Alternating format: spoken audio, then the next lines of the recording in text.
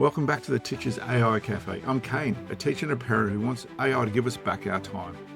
I share practical classroom-tested AI strategies to cut down your workload, improve your feedback and reduce stress so you can get your evenings back and be more present with your friends and family. No jargon, just actionable steps. Grab your mug. Now let's get going. Welcome back to today's episode. I do apologise if the audio quality isn't the best. I'm actually travelling away at the moment, so I'm recording this in Kingston, Canada, enjoying the lovely sights of the Northern Hemisphere. About to go out on the Thousand Islands boat tour, have a look around the islands there. So Canada's a pretty cool place, and we've covered a lot of it so far. But getting back to the podcast. Hopefully enjoyed the 2 episodes. I really enjoyed the last episode I did, which was the interview with the school leader, and lots of brilliant ideas and takeaways from that. And this sort of leads into what we're doing today. So today we're looking at how you can integrate things that you do every single day. We'll look at a couple of examples. I raised that because our previous 2 interviewees that I did, they talked about how they use ChatGPT essentially every day. I mean, hearing this more and more people are using different levels of complexity, but they're using it at some point every day, whether just do a proofreading, generate some ideas, bit of brainstorming, bit of feedback. So how has AI or OpenAI changed that? That is actually easiest for us to do. Easier that we can use other tools outside AI to actually use it within AI. And what we're talking about today is a thing called connectors. So connectors is what's been added into ChatGPT, and that's the platform I'm using as always. So the idea is you can now use external features and applications within the AI platform itself. So things like Gmail, Google Drive, Canva, etc. can now be integrated and using your personalized data and tools that you already have existing and using within AI without having to jump between in and out. We often do is you generate things in AI, then you copy and paste or export and move it out and work in those other applications. This sort of shortcuts this process a little bit so you can do it together and streamlines it a little bit more for you. So I'm going to do a couple of examples today, but first, where can we get these connectors? So if people listening to the podcast or not on the video, you go down to your name and you click on settings in the bottom left-hand corner. When you open up settings, you've got your menu there, which is general, notifications, personalization, and we've got these apps and connectors. You click on apps and connectors. Now if you're watching the video, I've already got a couple of connectors in there, but I'll go through what's actually available. So there's apps you can actually connect directly through Coursera, Expedia, Figma, and Spotify. And then you can browse particular connectors, which are things like Dropbox, GitHub, Gmail, Google, Microsoft Teams, SharePoint, Outlook, Slack. So Google Contacts, a lot of those Outlook, a lot of those are the applications you use to communicate, and you can integrate that in the 2 of them. The ones I've actually connected, I've just connected a few different ones. I've connected booking.com because I'm on holiday, so I can access my booking.com account and book things and find, say, accommodations or tours very quickly within AI. It's a lot more accurate just doing a general web search. I've connected Canva and I've connected my Google Drive. And the last one is Notion. The ones we're going to focus on today is actually Google Drive and Canva. I use Canva a lot. I think it's a very good resource. And Google Drive, obviously, I can store my files up there. And the advantage about this is that I don't have to go into my Google Drive and upload files. I don't have to, say, download from there and copy and paste them into ChatGPT to actually use these resources. I can access them directly. We're going to go through a couple of fairly quick examples. And these connectors are actually fairly new. They only came out in 2025. And I say these are essentially the first of these type that they've actually put into the system. I can imagine the ecosystem will grow over time. We'll get more connectors within that. So to enable connect, I should go through that. So we're going to settings. And if I go connectors, and what can I join up? Do I still have a Dropbox? So you click on the connector. It'll bring up like a summary of what the details is, and you hit connect. And then it opens up, it'll connect to Dropbox, and then we'll log in using your details. In this case, I'm not going to connect my Dropbox. It'll then bring up your login window. It'll log in as normal, and then you'll have access to that within your actual app itself. And I've done this for the Google and the Canva. I've actually logged in. So I'll just go back here. Okay. I'll cancel that. So I don't want a Dropbox in there. And so it's a very quick and simple process, logging through. Normally it goes to the same login window that you normally do on your, say, your desktop computer or on your mobile phone. As a result, it needs to verify that you are you and you have permission to access those external providers or applications.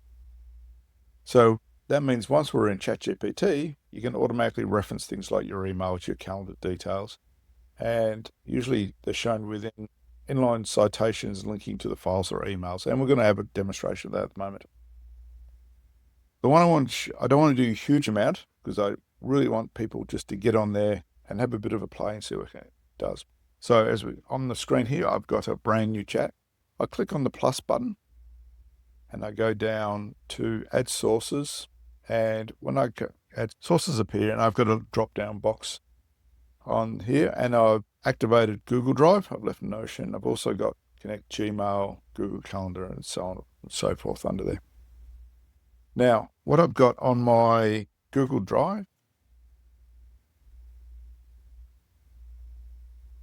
I've got a whole lot of Google Drive. Lots and lots of different folders there. They're all organized in the folders. So obviously they're all got a hierarchy in there. If you look in the video, I've got my files there. So we come back here. So what we're going to do, we're going to access a file. So what I'm going to type is, so I'm going to access one particular file, and on my Google Drive, access the file. And this file, I've just put in the file name, which is Artificial Intelligence Teaching Activities. And I'm just going to ask it to access it. I'm going to go processing, doing that. And now it's reading the documents, and I will chop this for the video that actually goes online. Let's come back and read. A copy of the Artificial Intelligence Teaching Activities has been found. It says Google Drive's presentation titled such and such, created 16th of July, or so 18th of July 2023. This file likely contains structured examples of lessons demonstrating how artificial intelligence can be, and actually gives you a link to the source. I can actually click on that, and on the link within OpenAI, and actually opens up my files. So for people watching the video, you can see the file I've got. It's a whole lot of different activities. In this case, it's a file with 33 activities in there about introducing AI in your classroom. A whole lot of different worksheets. But what I'm missing off this is I want an introduction slide deck. So I'm going to type a prompt in for the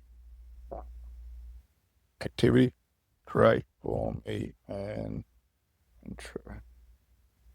introductory slide deck to introduce the topic to my students who are senior school students. There we go. Create an outline for me. So this I'm going to just in ChatGPT itself. It's actually processing at the moment. It's looking at the document. And if you want to see what's happening on the window, you can go check out the YouTube video. It's giving me slide 1, slide details, slide 2, artificial intelligence, short history of AI. So it's creating a whole series of slides with the title, subtitles, and teacher's notes within that. This is pretty standard what we do in AI, and you can do this in all different platforms. But how do we get this from that into a slide deck? Now, I find at the moment creating, say, a PowerPoint, if I ask it to create a PowerPoint, spell it right, for this slide outline, this slide deck we'll put in there, and we'll do it. And why I have used OpenAI or ChatGPT and other platforms to create PowerPoints, till recently I haven't found them to be the best compared to other platforms. I use one called Gamma. I've mentioned it before. That makes really good PowerPoints. They look really pretty, a lot of consistency within that. And while I'm waiting for that to go, I'm just going to pause for a minute till it creates the PowerPoint, and I'll describe what it does, and I'll look at the alternative we can use using the connectors. What it's done here is just create a PowerPoint with all the dot points. It's people on the podcast. It is just a title and dot point text underneath, really plain. I'd have to spend quite a bit of time improving that to be usable within my classroom. I have seen people use slides like this. You could use it in Go. Not very pretty, but obviously it's got the key information on there. All we can do instead is we can go into our connectors. So within the same chat, hit on the plus button. I'm going to go the more at the bottom, and there's the option down there that says Canva. Now I'm going to ask it in Canva, create a slide deck of the line created above. And now what it's going to do is actually go into Canva within AI and generate alternate and different slide decks for me. And I'll usually come up with 4 or 5 slide decks. For people offline, what it's doing now, I've got the Canva images, thumbnails generating on my screen. And once again, I'm going to chop this here and wait till the slide decks come up. Okay, we're back. So that took about 2 minutes for it to generate. We'll note at the bottom of the page is where it says Ask Anything. You can see Canva listed there. And what I've here, I've got 1, 2, 3, I've got 4 different slide decks. I can click on one once, and then I can actually scroll through the entire slide deck, all the different slides, choosing this theme or the style I want. So I'll check on the second one. So they're all quite different. I've got 4 different alternatives within that. And you can open presentation, but it's giving me information at the bottom here. Your Canva slide deck has been created successfully. You can now open it and edit directly in Canva using the link below. You can do that. Or if you like a particular theme, so if I pick the third one along, if I double click on the thumbnail itself, on the top right-hand corner in the preview area, there's an option there called Open Canva. So when I click on that, it'll then open up in Canva, do my normal editing I normally do in Canva. Now, this is usable straight off the bat. Canva has done a very nice job creating these presentations. So I could essentially just go share, export, download it, and go and run with it. It's generated some AI images. I could probably go through and use some real images if I want to swap them out. And that's essentially it. I've got an existing worksheet. I didn't have a presentation or introduction PowerPoint to introduce the topic for the students. I say I really wanted that. How quickly I can actually generate that and end up with a professional looking slide deck because Canva is now integrated into it. So that is one example using Canva.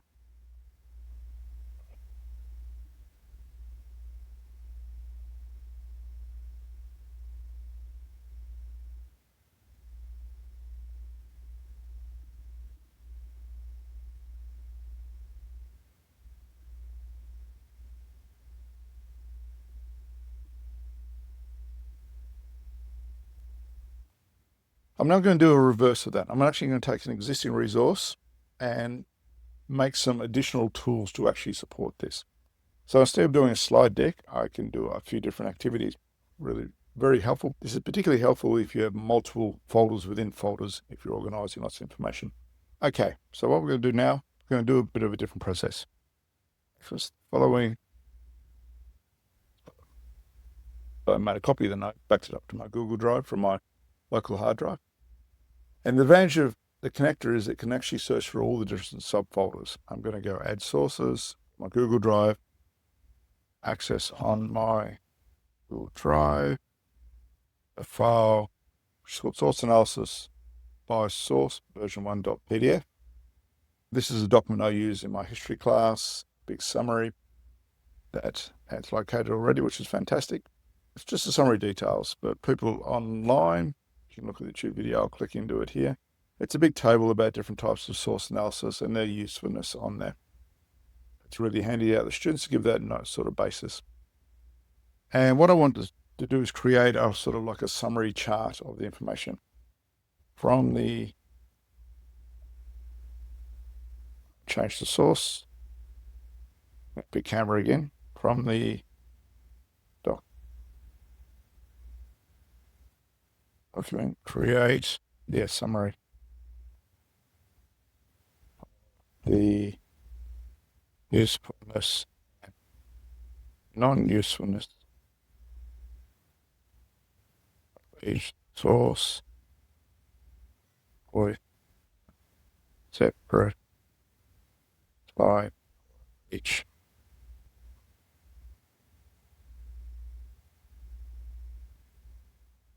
And the idea is I can put them in a slide deck format. They're quite large. I did try building palm cards, but it really didn't work particularly well. So I find I put on a slide deck and I just resize them. It works out much easier.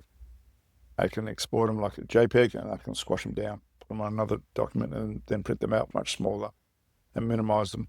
So it's now generating Canva, the slide decks in there. And what is different from the first one is the first one we had a worksheet and we created an introduction slide deck on this there. This one we're creating some supporting resources for an existing handout that we're actually got. So instead of students doing their own, which I'd normally get them to do, you could create, say, this resource. You can even as a PowerPoint, you can export them as a PDF and actually use them as posters around your room. We're extracting information out that actually may be useful to your students in your classroom very quickly and easily. Once we finish this, we'll then do different activities. We'll make a close activity. I think we'll do that. Thing off the top of my head. Okay, I'll be back in a sec. We're back again. We've got 4 different styles options. We're going to click on one, look at the preview, and it's produced a really nice files here. Source analysis references. First one's diaries and letters. And for people online, I do recommend looking at it. It's giving me 4 squares of what it is for each one. It's extracted information out of my document. And it's created a general get in touch one at the back that I don't really need. And if I go open in Canva for that, I can then modify and change the slide deck and actually really like it. And it gives me all the pros and cons of these different sources. I might actually use this one. Looks quite good. I'll download that out of Canva. PDF. There we go. Okay, we'll close that down. So this document's already in our chat. So what I can do now is for this document, create, close, activity,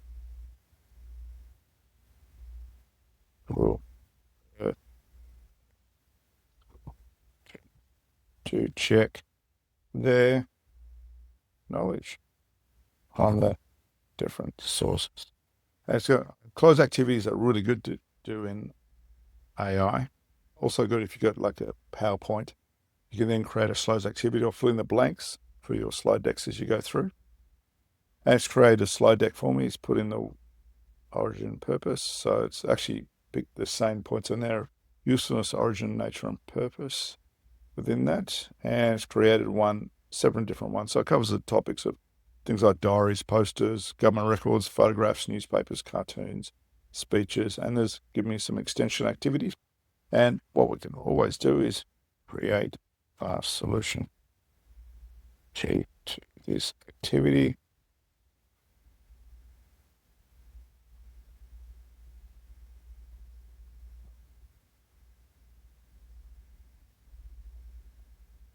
And it's created a solution key for me. The time this podcast has run, I've made 2 different sets of resources.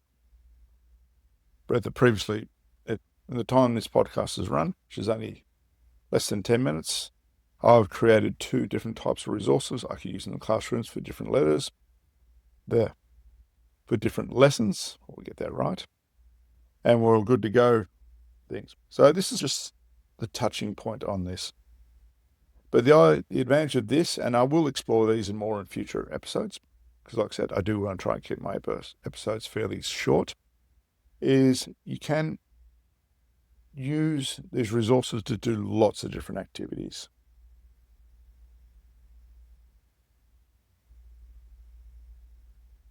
The things you might be able to do is, obviously, it allows you to design things like slides and graphics, things via the chat itself within ChatGPT. It allows you to quickly refine, create visual materials of your existing resources, because obviously you can access them again and again. It allows you to access the same resource and create different outcomes. I've done here. I've created 2 different types of resources referring to one file within Google Drive without having to actually go and access and modify it and work through it on another format. I can use it to build templates. So you can put a template in Google Drive and then refer to that template to create your resources for different topics. If I'm doing source analysis, I can then use a template of design saying, look, based on this template, point to that file in Google Drive, use this all the time and fill in the different content and create in Canva so it looks good, and then export it. You can do similar things in things like projects, which I've previously covered in a different episode, but this can be a very specific template you refer to all the time, so you get a lot more consistency within that. Like I said, you can access all your documents in there, even like student work. If you are a Google school, you can access student work in there to make adjustments, give them feedback, quick exam and grading feedback, assistance for your students in there. So anything you can put online, access directly, you can then do it.